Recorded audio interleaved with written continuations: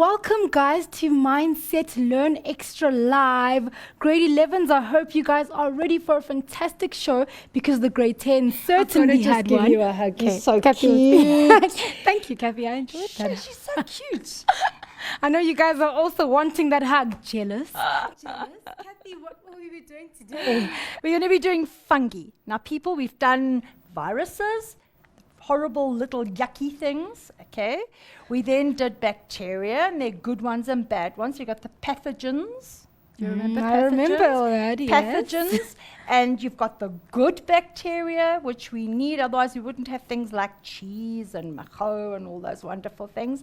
And then we did last week amoeboids and all those horrible little protists. Good ones again and bad ones, malaria being a really bad one. Yeah.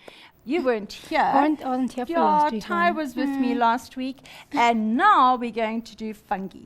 And fungi, remember, is one of, when we do the 5 kingdom classification, we end up with fungi as its own. It has its own process of classification. All right, people, so fungi it is. And fungi is everything from candida and athlete's foot all the way through to blue cheese. Yeah, I had olives the other day stuffed with blue cheese. Those are It wonderful. was That- delicious. Those are Absolutely delicious.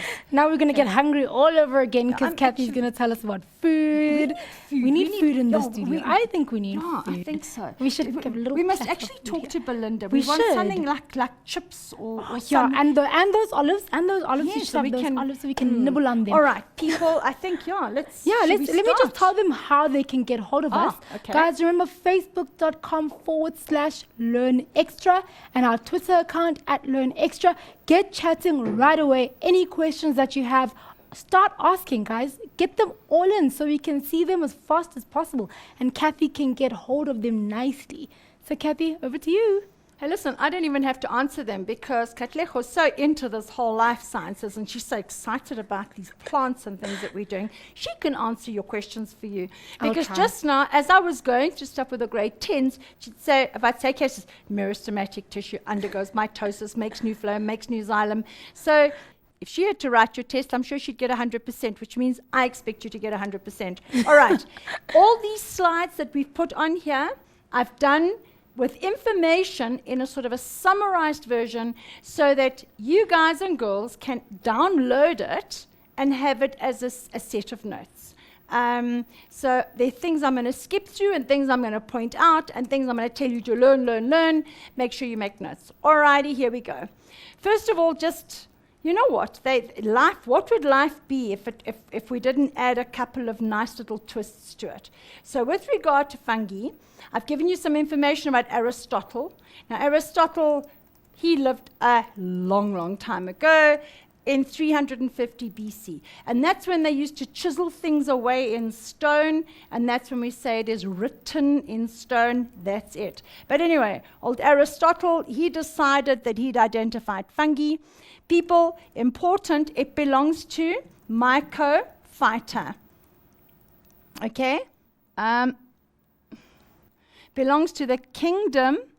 And why is my little pen thingy not working? Come.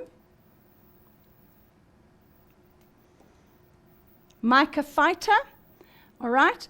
And if you get any kind of athlete's foot or you get any kind of fungal infection and you go to the chemist, there are all kinds of preparations, and most of them start with MYCO.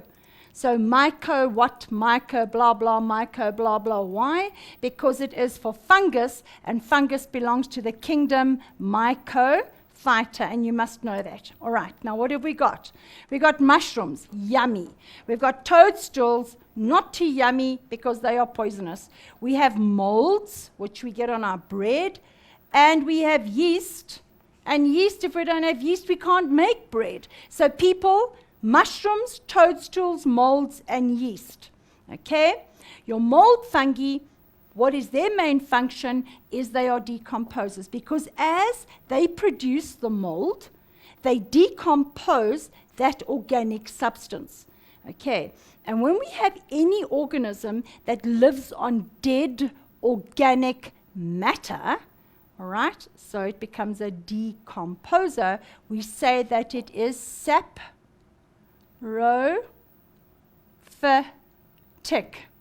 So we had heterotrophic, organism can't make its own food, it has to get its food sourced from somewhere else.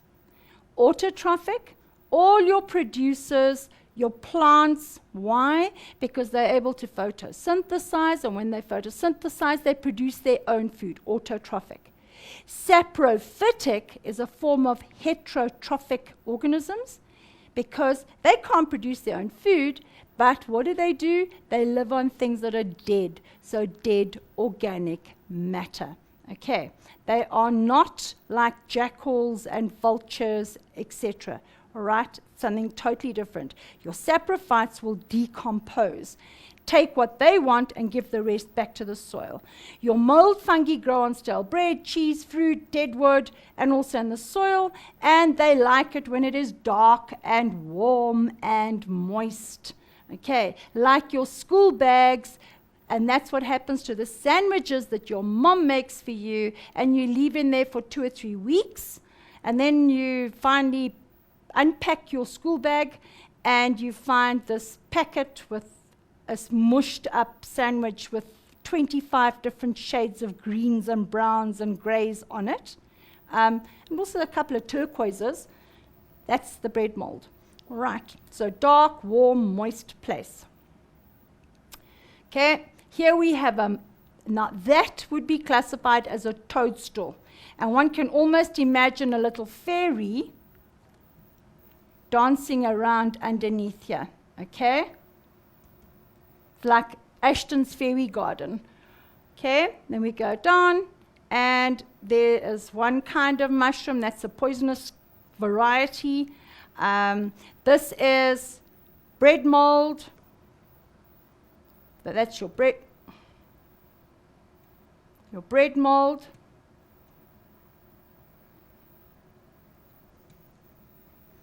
It's called Rhizopus. All right, and this here is a lovely sample of yeast. So that's one little yeast structure, and this little round thing that's over here, okay, let's just do this. That is yeast, and this here is a bud, because that's how yeast grow. And here is a sandwich, and I hope you can see these colors. But if you look here, it is absolutely covered in various bits of bread mold, and the colors vary from a light gray to a darker gray to this is like our winter outfits in the winter fashion at the moment. You know, that's sort of a very light greeny blue color, and the turquoise and teal, so your greens and your blues and sort of mushes in between with grays and dark grays. So very fashionable bread mold. And only us girls can understand it. And Tatlejo thinks it's very funny. I think it's hilarious. Yeah, I mean, who said fashion wasn't in the food we eat? Yeah. Or the decomposers. They say you are what you eat. So there we go. We are fashion and we eat. Not that we eat bread mold, Us girls, of course. though. I mean, the only guy I really know that is all fashionable is Ty. Yeah. You know, the rest of the with guys. his hat. Yeah, the rest of the guys I know, as long as they've got a thing that covers the T-shirt top of and the body and something that covers the bottom of the body, Yeah. they're cool. You know? But anyway, here we go. All right, people, this is rather important, and I suggest you make sure that you know this. What are fungi? As far as the structures are concerned, they are eukaryotic. Now, what are the two types of otics that we have, or karyotics that we have? We have prokaryotic, which is before the nucleus. It doesn't have a true nucleus. Eukaryotic, it does have a nucleus. So it has a very definite nucleus, so therefore we call it eukaryotic. You must know this term. Why are they plants? Because they have cell walls. And we all know that animal cells don't have cell walls. Animal cells only have a cell membrane. So if these things have a cell wall, we have to classify them as plants. All right, although they belong in their own kingdom, which is Mycophyta. They are heterotrophic. They cannot produce their own food. Oh man, I was going to say don't, but do not produce own food. Okay, so that's why we say they are heterotrophic. Okay, but they are heterotrophic, and if they are decomposers, then they will classify as saprophytic. But not all fungi are saprophytic. Okay, they generally have a thallus structure. Now, what is a thallus? Here's a new term for you. A thallus is a structure that doesn't have definite roots, definite stem, and definite leaves. Okay, so if we think, close your eyes and think of a big old pine tree. That old pine tree has roots, it has a stem with branches, and it has leaves. A thallus is the structure that has root-like things that grow out underneath it. The basic thallus itself is just undifferentiated cells, really. Okay, then it has areas or regions where some differentiation will take place. And it's sort of like got a greenish look about it. So it could be able to photosynthesize. And then what does it have? It's got these other structures that grow out of it so that it can make the spores. So there are no root, stem, or leaves. They're root-like structures, stem-like structures, and leaf-like structures. Okay, so that's what a thallus is. Then, most fungi have thread-like hyphae. So your hyphae are like this mass of things that do this. Okay, but now in that mass of stuff, you've got some that grow down into the bread or the substrate. Okay, you've got some that grow along. Okay, and those we call, they're just on the surface, so we call them stolons, but we'll get to that now. And then we get those that grow up. And those that grow up have another specific name. But it's just like this mush of, it actually looks like candy floss. So if you can imagine candy floss, that's what the most fungi have. It's just these little thin threads. And if they grow up, we call them something. If they grow sideways, we call them something. If they grow down, we call them something. And this whole mush makes up what we call a thallus, because there's nothing definite there. Okay? So we have the hyphae are coenocytic. Now, what does that mean? You think, whoa, what is this word? And coenocytic means that they have no not cell walls. They have no transverse cell walls, which means that everything just flows and they have lots and lots of nuclei, so we call them multinucleate, but there's no division between the cells. Okay, no division, it's just this complete flow of cytoplasm and the nuclei. So there is lots of nuclei. It's just one continuous structure, very flowing. So that's what coenocytic means. Okay, they have root-like structures called rhizoids. So your rhizoids are going to grow into the substrate and absorb the nutrients. Your stolons grow across the surface, and the sporangium grow up here. So those are your sporangiophores. And at the end of each sporangiophore, you are going to find a sporangium.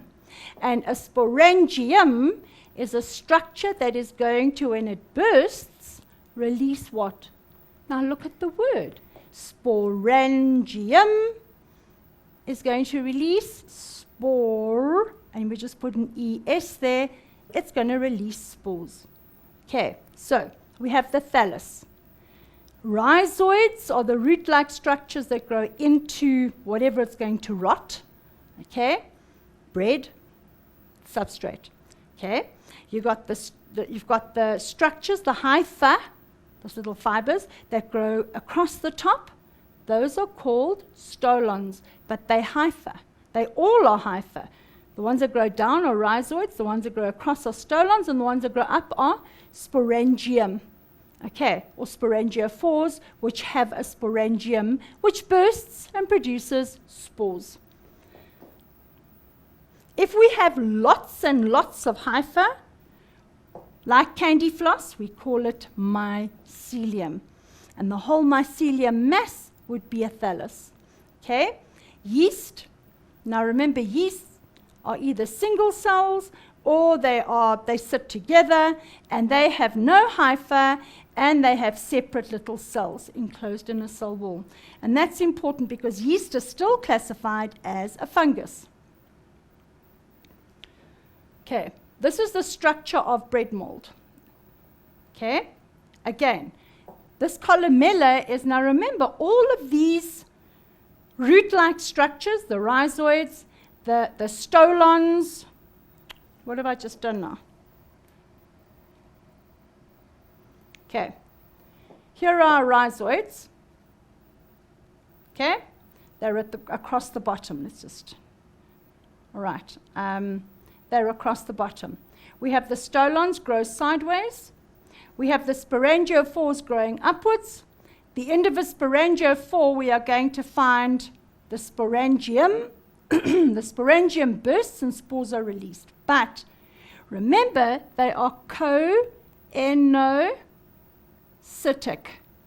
And if they are coenocytic, it means that the fluid that's in the stolons and in the rhizoids and in the sporangiophores, okay, is continuous. There are no cross or transverse walls. So it is continuous. So if this sporangium burst open to release the spores and there wasn't something to sort of block this whole thing from letting everything out, it would actually pour out all the cytoplasm into the outside here, and this entire thing would just deflate. So we can't have that. So what do we have? We have a little structure that forms at the end here, there, of each sporangium. When it gets ripe and it's ready now for the spores to burst and release the spores, we have a structure called the columella. And that columella literally stops when that sporangium bursts. It stops all the liquid from flowing out. Okay. Very important, this fact that it's coenocytic. Why do we classify them as plant structures? Because they have a cell wall. Okay, here we go.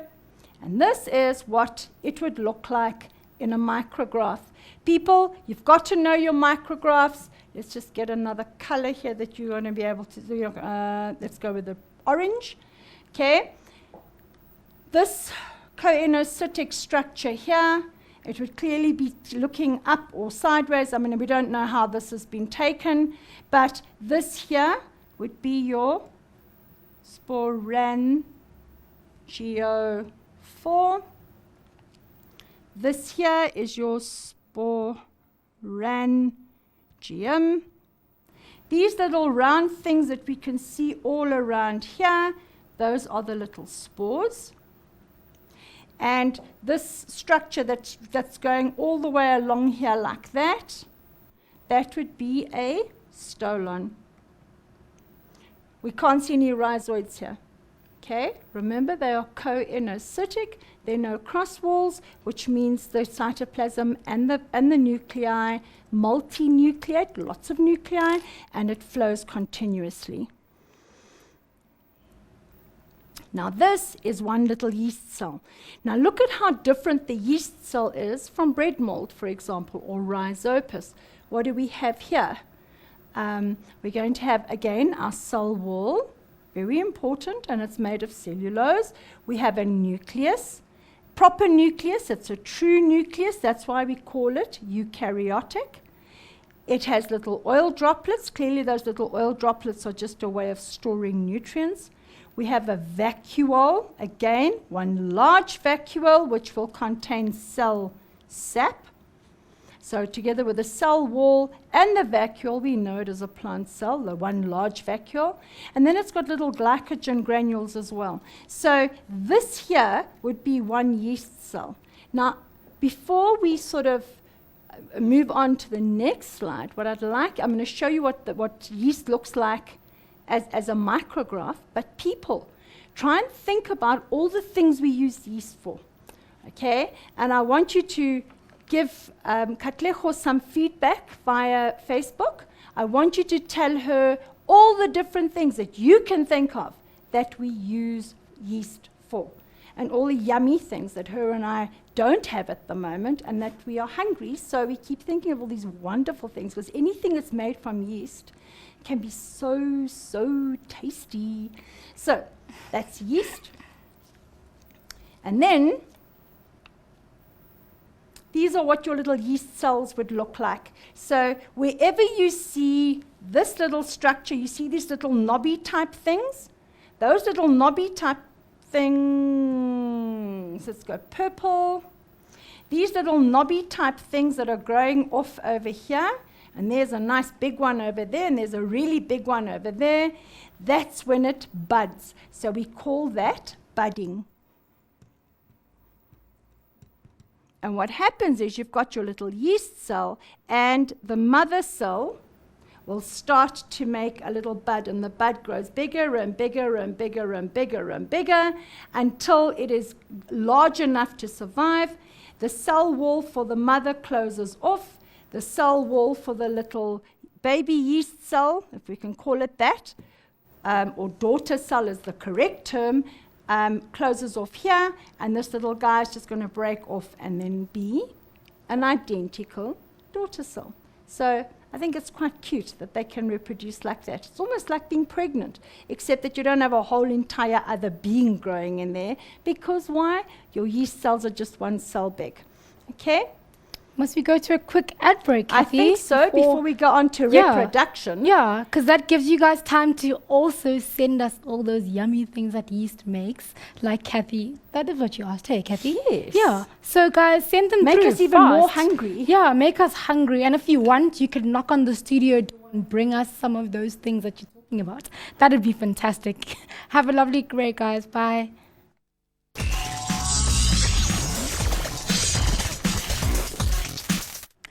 Welcome back from that quick break. Hope you guys got all that you needed and you've sent in all your stuff on Facebook. Remember, guys, thank you actually for answering each other's questions and helping each other out. Do you know, it makes life so much easier for you as well in your revision when you can help someone else answer their questions. That's fantastic, guys. Over to you, Kathy. Thanks, darling. Okay, people, so we've got two main types of structures, in fact 3 main types of structures. When we think of mushrooms and toadstools, they have a very specific structure. We have fungus, which is your proper bread moldy type fungus that we think of, and that is an example that we're doing is rhizopus, where it's a thallus structure, okay, and we have this mycelium, which is made up of hyphae that grow up, sporangiophores, sideways, stolons, and into the substrate would be rhizoids. Why? They are all root-like and other like structures. They're not real multicellular structures. Okay, it's all just one coenocytic structure, which means cytoplasm and the nuclei share and float around. Okay, so that you should understand by now. And then we have our yeast cells. And our little yeast cells are unicellular, one little cell. Okay, they live lots of them together, or even if there's just one, they reproduce by budding, and I've already explained that to you. Now, your fungus, the same with bacteria, will reproduce, and also your protists will reproduce in one way when conditions are good, and in another way when conditions aren't good. Now remember, not good conditions would be if it's dry. if it's, well, remember, they like dark, warm, moist places. So if it is cold, like the fridge, if it is dry, and if it is very bright, so there's a lot of light, it's not going to grow because it likes dark, warm, moist places. That's why when you keep food in the fridge, unless you leave it there for a very, very, very long time, the chances of bread mold developing are 0. Okay, what can happen is if, for example, you take cheese out and you slice it and you leave it lying on the counter like my son does until someone comes and puts it away, okay? But in that time, it's got all these millions of spores now onto it. When you now put it back in this little plastic wrapping and stick it back in the fridge, those spores are there. Take it outside, and it gets left outside for half an hour, 2 hours again. When Richard makes another sandwich, what happens? Those little spores now start to grow. So we take them, we stick them in the fridge, they slow down, and they eventually stop. Take them out, and they grow. And that's how we end up with our with a mold on cheese, for example. Just when you cut cheese, put it back in the fridge.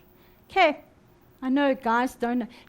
Do you have brothers? I have 2 brothers, and the cheese is always left out. Tell me something. All the do your time. brothers ever, when they've sliced bread, wipe the breadboard and take all the crumbs away? No, they just leave it there. I know, because the fairy godmother comes and cleans it. They expect someone else to come and help them I'm out. so glad it happens at other houses too. You know, guys, there are no fairy godmothers. There is no tooth fairy. I promise you now, I hate to burst your bubbles. No more tooth fairies, no fairy godmothers that come and clean up after you. Okay, just in case you thought there were. All right, now we're looking at reproduction. We're doing asexual reproduction. Okay, I want color, so let's go. Asexual. So remember, these little organisms don't want to have to find another organism with which to swap and have sexual reproduction. They don't want to swap gametes. They don't want to have to make gametes. They are diploid as they are, and they're happy with the way they are. They don't want to have to go to all the effort of undergoing meiosis and then mitosis and then blah, blah, blah, blah, blah. They just want to make another one of themselves. That's it. The easy way. So when conditions are favorable, we are going to have asexual reproduction, okay? That's when it's favorable. Why? Because that's what they prefer, and they are going to produce spores. Remember, the sporangium is going to burst, and it's going to release spores from the sporangium, which grows on the end of a sporangiophore. Okay? Everyone's happy. Unfavorable, when it's favorable, it's asexual. They don't want to go through all the issue of having to find another gamete. So they undergo meiosis, all right, and the promycelium. Pro means before, mycelium germinates. Now there we needed a space there, but I'm sure you can figure that one out. Now, what do yeast cells do? They undergo budding. Okay, so there they are, little yeast cell. Now it's ready to make another little yeast cell. So a little yeast cell just develops from the cell wall and it grows and a new one is made. Okay? Yeast's important. Why? And did they tell you? Yes, they told me. Everyone told me. They said beer, they said bread, they said fat cakes, they said dumpling, they said can you imagine wine. Fett cook? A nice piece of fett cook. They said lots of stuff. Oh my goodness. Fresh fett cook with real apricot jam. I mean, like proper homemade apricot jam and thick butter. Oh, and some cheese sometimes. Oh, and really definitely. Cheese. It's better than a muffin. Yeah, yeah, it is. Without a doubt. Okay, so budding and bread making, etc. Now, if we look at, remember, asexual reproduction is when things are good. Sexual reproduction occurs only when conditions are unfavorable. In other words, this little organism has no option. Okay? When it's happy to be on its own, it's happy to make more of itself when conditions are lovely. In other words, asexual. when it has to, and it's like an issue, it says, okay, fine, conditions are really awful here. I'm going to have to reproduce sexually, okay? And that is when we have a zygospore. All right, now remember, we have a gamete plus a gamete. Now remember, this is haploid, and this is haploid. And when we join the two of them together, we have an organism that is diploid. All right? And this diploid structure is actually called a zygote. All right? So, it stands to reason that when this poor little yeast cell has to undergo sexual reproduction because things are really awful, it's either too dry or it's too bright or whatever, it's not dark, warm, and moist, then what happens is it's going to reproduce sexually and produce a zygospore. And that zygospore has got a thick outer covering. And that thick outer covering makes sure that that little yeast cell remains alive and ready to then undergo asexual reproduction when conditions become favorable. You've got to remember, favorable conditions, asexual reproduction. Unfavorable conditions, then it has to undergo sexual reproduction. Okay? Now, what's happening here? Okay. Are the gremlins getting a hold of your board again? No, my nails are too long, so I keep hitting different things. So I've got to I should actually just cut them. Yeah. Okay, we're looking at symbiotic relationships. Now, people, symbiotic, we spoke about this last week when we spoke, when we were going through the protists, and the week before when we were doing bacteria. We have E. coli, which are nasty, nasty bacteria when they're outside. But when they live in our large intestine, we need them. Why? Because they help for us to produce vitamin K. They do a lot of good things for us, okay? So when things aren't right, or when you get somebody else hasn't washed their hands when they've been to the toilet, especially when they've done a number 2, and there's remnants of E. coli in their hands, and they now go work with food, and you get their E. coli into your body, you get severely ill, okay? So what have we got? That's a symbiotic relationship. While they're living in our large intestine, it's cool. They're happy, we happy. They're in a nice, dark, warm, moist place with food on tap, basically. All right, so everything's cool. There we have a mutualistic relationship. We protect them and we give them food. In the meantime, they provide us with vitamin K, and everybody's happy. Lots and lots of relationships where we have symbiosis. It means that two organisms rely on each other for survival. Now, when both organisms benefit, okay, or they have a feeding relationship, when both organisms benefit, then it is mutualistic. Both benefit. It's like you and your girlfriend or you and your boyfriend. It's a mutualistic relationship. Okay. Then you have commensalism, which is one organism benefits and the other one neither benefits or loses out or is harmed, okay? So that would be your shark and the remora fish. Shark swims along, bits of food fly out of its mouth, doesn't care what's around it, and the little remora fish next to the shark go clip, clip, clip, sorry, and they get food. But the shark doesn't care, isn't good or bad for the shark. And then we get parasitism, where the host loses out and is hurt and damaged and harmed, and the parasite benefits. Okay, so those are your symbiotic relationships. So here we look at fungi that are heterotrophic. So they have to get their food from their environment. And from that, we have 3 relationships or 3 types of feeding processes. 1, saprophytic. What do? They grow on dead organic and plant matter. Okay? And that's why we say that they form your decomposers. Remember, algae was also a decomposer. Fungi is also a decomposer. Then your parasitic fungi, these are the guys that are bad. And these are the guys that make us ill. And these are the diseases you should know about.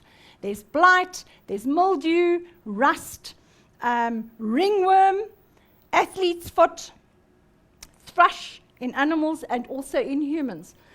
And then we have mutualistic fungi. Now, mutualistic, they work together, okay? And that would be, a perfect example is lichen. Now, if you've ever been on an adventure trail, okay, and people will tell you which side north and south is based on where the lichen grows on a tree, okay? So it will always grow on the shaded side. That generally means that it is the south side, all right? And that helps you to determine where north is, because if south is there, then north must be there. If south is there, well, then north is in front, is in the opposite direction. So lichen's actually quite important. But what is lichen? It's a relationship between algae and fungi. Now, the algae produces the food, because remember, algae contains chlorophyll and it can photosynthesize. And your fungi provides the protection and also draws up the water and the mineral salts from the soil. Why? Because it has the root-like rhizoids. And it will then get the water and the mineral salts in this relationship that they have. And the algae will take the water and mineral salts and photosynthesize and then provide food for the fungus. So they grow together, and we call that lichen. How are we going for time, Katlego? I think we've about 5 minutes Left until the 4 minutes until the break. until the break. Yes. Okay. All right, people, here we've got exactly what the lichen looks like. This is algae and fungi. It's a mutualistic relationship.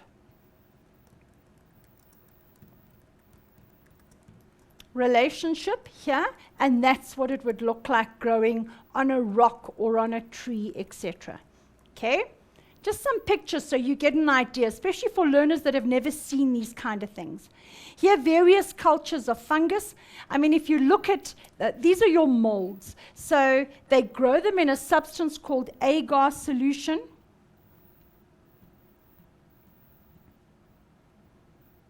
It's like a sugary substance, and they'll grow them like that. So, for example, if you have a fungal infection and they don't know what it is, your doctor will scrape a little bit of the skin away. And the same if people that, horticulturists that work with plants, if there's something they don't recognize, they'll just scrape a little sample and send it off to the lab, and the lab will grow that fungus. Okay, so just various types. This one actually looks like slices of kiwi fruit. This one looks like slices of oranges, but they're not. These are all bits and pieces of fungi that are growing. Okay, here we've got now please take note, your Amanita phalloides accounts for the majority of fatal mushroom poisonings, unless you know a lot about mushrooms, okay, and toadstools. You do not eat anything that grows in a garden or a forest or wherever you are. Do not eat it, okay? The only mushrooms you eat are the ones, and the fungus type growths that you eat are the ones that you buy at a, not a shop, it's a grocery store, okay? At any one of the grocers. I mean, there are plenty of them. You go there, and it's wonderfully packaged in little blue styrene or yellow or white styrene structures or plastic, and you've got your little mushrooms sitting there, and they've got a nice plastic wrap around them. Those are the ones you can buy, okay? The ones that are commercially sold. Do not think that you know enough to go and sort out mushrooms. I know there are a couple of types of mushrooms that give you, people take instead of drugs. They're like hallucinogens. Cool. I'm happy for you, but if you eat the wrong one, you're dead within, these things can kill you within 10, 15 minutes. You're dead. Okay, so don't be silly. Don't eat mushrooms if you don't know where they come from. So this little guy, I mean, look at it. It's quite pretty. You almost imagine a little fairy sitting here and another one painting little yellow dots on it. But poisonous, poisonous, poisonous, very poisonous. And also, moms, when you're a mom and dad, and also check your own gardens, to the learners out there, if you've got little brothers and sisters, because if these things grow up in your garden, and you don't even know that they're there, and you know how little kids are, they fiddle, and then stick in mouth. It can cause death very, very quickly, very fatal. Okay, I think before we go on to alcohol fermentation, we should take a little break. I think so. Let's do that, guys. Hope you guys enjoy your break. Remember, it'll be fast, so don't change that dial firstly, and get fast back into your seats. Have a great break.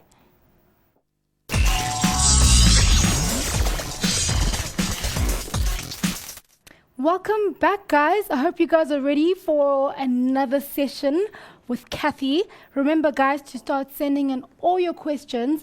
And remember, guys, the notes go onto the Learn Extra website, and the smart notes are there.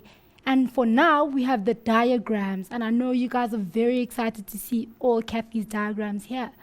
Kathy, over to you. Thanks, Han. One of you, and I'm actually, if I could find you, I'd go, asked how yeast reproduces. We did that. We did that like 2 slides ago, Sweet Pea. They reproduce by means of budding when conditions are favorable. When conditions are unfavorable, they are going to form a zygospore, and then wait till conditions are good, and then what do? They will undergo meiosis. It will burst open, and we'll end up with our little spore-like structures all over again. And they are all little haploid structures, and they carry on going along. Okay, so people, how do yeast reproduce? They reproduce asexually when conditions are favorable. Right, how? By budding. They just make a new nucleus splits, and they make a new little cell. Okay, now, we're looking at traditional technology. Now, what is traditional technology?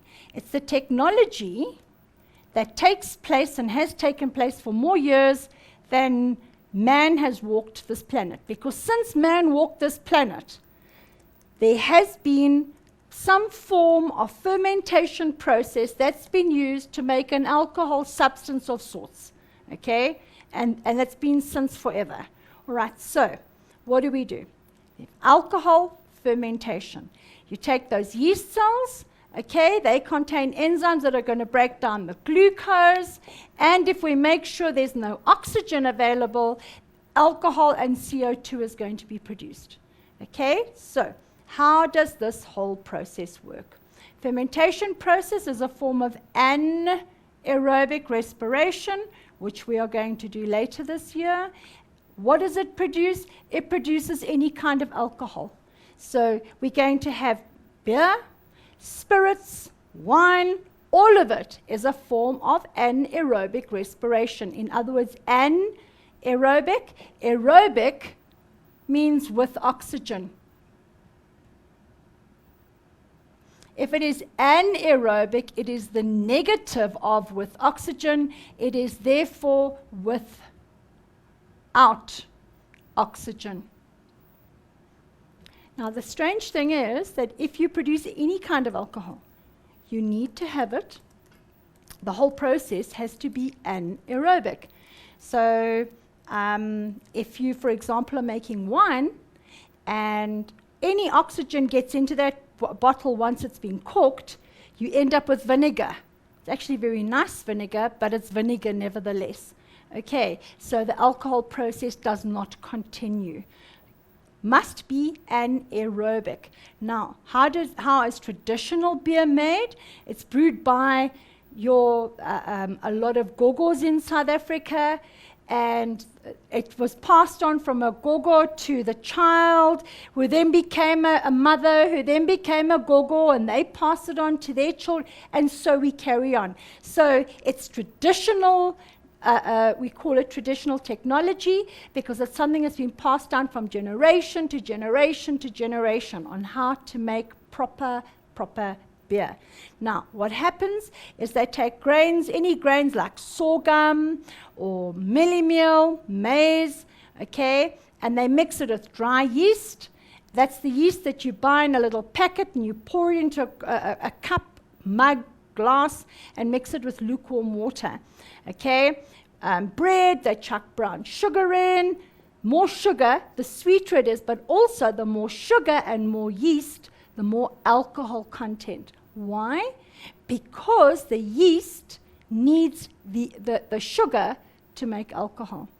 All right, and then they put herbs and spices in, and it's actually quite delicious. And you end up with these brews that I can't even say these words, but you've got umqomboti, I think, umqomboti. Mkomboti. Come here. Katlego, Okay, I'll darling. come. Come, tell me. That says umkomboti. So that must be Xhosa. Komboti, yes, it is Xhosa or Zulu. Do Zulus have such a ngwa? Yeah, they do. See, do. every day with something new we learn. Okay, so it's umqomboti. Komboti, yes. Okay, and I don't know what language that is, but that's Ramura, and that's Farsi.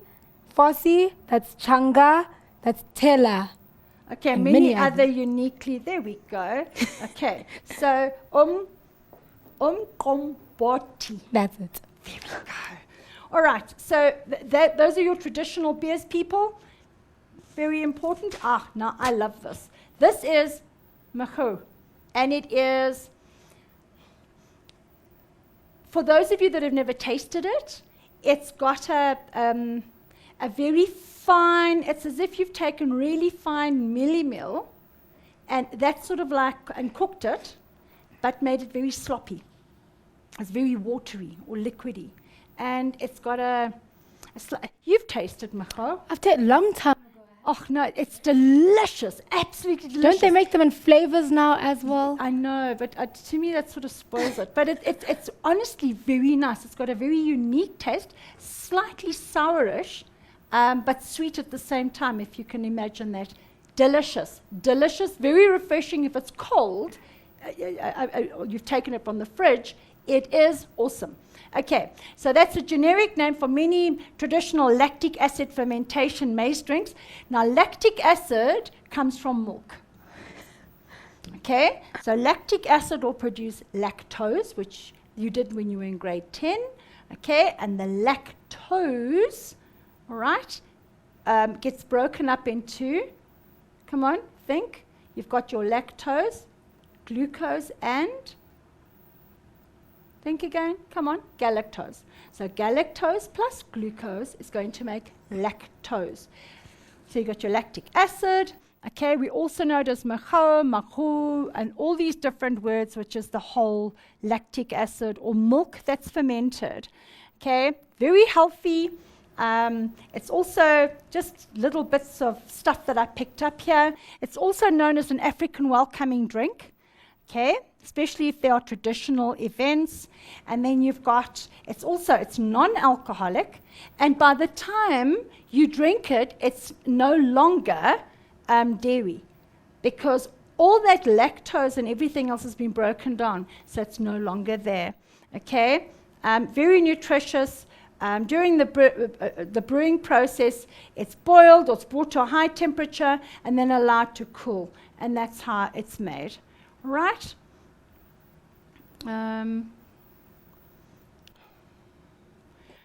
Okay.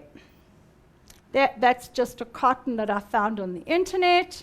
And we've got Amazi. People, I'm going to give this a bit of a miss. You guys can look at it on the notes. All right. Here's a chap happily drinking his Amazi. Okay. Now, your fungal diseases.